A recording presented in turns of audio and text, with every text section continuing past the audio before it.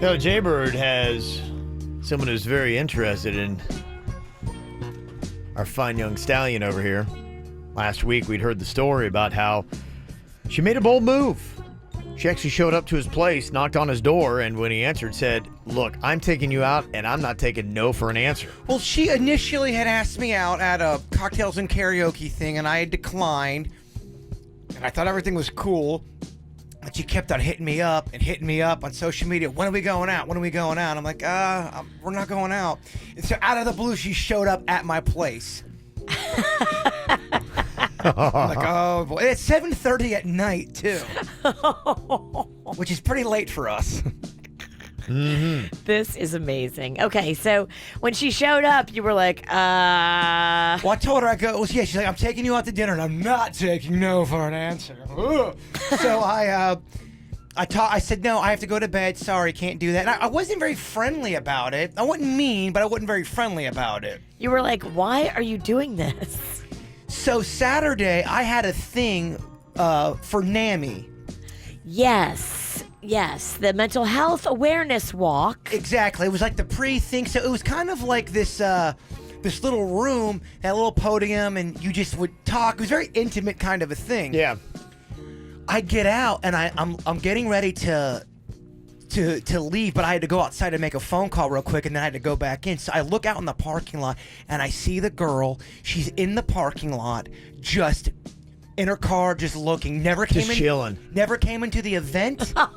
Wow. Never said a word to me. Never did. So I ended up getting an Uber and leaving after the event. She was still in the parking lot when I left. She was just in the parking lot chilling and just watching. Did you drive there or you got an Uber there? I got an Uber there. Weird. Hmm. She's watching you. Yeah. So, again, probably the wrong move to talk about it on the air. But I feel like... Well, it's not. You would think maybe like with the discussion, be like, okay, I'm taking the wrong approach. I need to back off a little bit. But yeah, showing up at an event and just chilling outside. Just watching you. you. Yeah. But this is a major storyline going on in my personal Well, life. it's a good thing that you're talking about it Agreed. because this all will be used as evidence in the murder case when she kills you. Yeah, I mean, could technically, let's just say I wanted to get the law involved, which I don't. Don't. I'm not yet. I'm not. But not could yet. they even do anything? No. She's at a public place. They can't. At this point, she is just weirding me out. Yeah, Yes, I you don't- can't arrest somebody yeah. for weird. Otherwise, you'd already be in jail. I think you got to cross the line where like they're trying to break into your place or trying to look into your windows or doing things that is to that level. I mean, at this point, it's things that are not the best advice to try to get a date with somebody. But aside from that, it's not illegal. Now, You're just a low budget celebrity, and fans are following you, and you kind of have to deal with it. real low budget. Yeah. Well, yeah. Well, so the name. You're the broke man's Kardashian. I'm the Corey Feldman of the Palm Beaches. I don't even think you're that good. Oh, really? Corey Feldman's not that good. Kardashian's got some heat behind him, at least. Yeah, I guess my whole thing is so the naysayers are going, well, if you're talking about her on the air, you're giving her a reason to follow you. I'm doing what you're telling me to, like what you're saying. Get it on a record.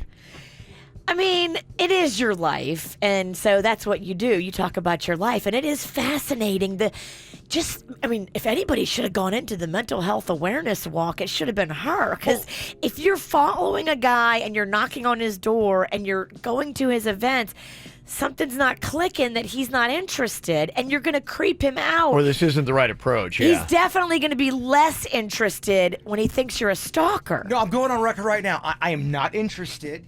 And I kind of want this to go bye-bye. I will say this, though. The entire weekend, I'm looking behind my back. I'm taking out the trash. I'm driving to Publix. I'm in the coleslaw section. I feel like you don't know where else you might find this person. Yeah. You're looking over your shoulder. Or You now that can't she heard this, focus. you order an Uber and she's driving. Oh, my gosh. I mean, she's so good. And you go to reach for the door handle, and there's no door handles. She's Away you removed go. them all. Yeah, Kev, what do I do?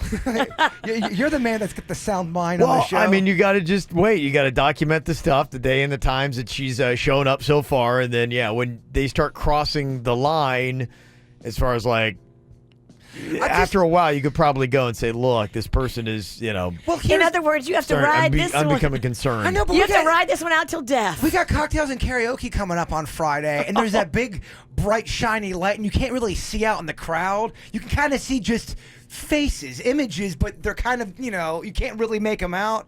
I don't like it. I don't like it. But I think the problem is if you ever do any kind of like public events, she's allowed to come. Absolutely. The first time we were... until you have a restraining order that would say 500 feet or whatever it is. If you're doing an event saying, "Hey, come out and see me," well, she'd be like, "I think I will." But they would never give you one. Not right now. I knew Not now, something was no. up. You ever have I that? don't think. You ever have that where someone's looking at you and it's just the wrong vibe? The first time that it was approached, she sat out at the bar in the West Palm Beach one, and the entire time was just looking and watching while I was doing drunk girl trivia, and watching, and then just kept looking, and that's when she approached me. Right after, it was about 9:30, but she stayed away in the distance and she was by herself. So she's really throwing the wrong vibe. Yes. I kind of hope she is listening. If you want a guy to like you, you got to throw a friendly, sweet vibe. You can't throw a creepy vibe, and you certainly can't show up at his house unannounced and say something like, "I'm not taking no for an answer." You do come off a little Scary. unhinged. Scary. Unhinged is a great word. And again, I'm not at all trying to be mean. No, none of us not. are trying to be mean, but you need to retool your approach. It's not going to work with guys. They're going to be freaked out by this. Yeah. Okay, so the showing up randomly at your event, sitting in the parking lot the entire time, not working. I don't know. For some reason, it made me feel slightly uneasy. Okay, all right. Well, she's out there just to let you know the second approach wasn't much better than the first. Okay.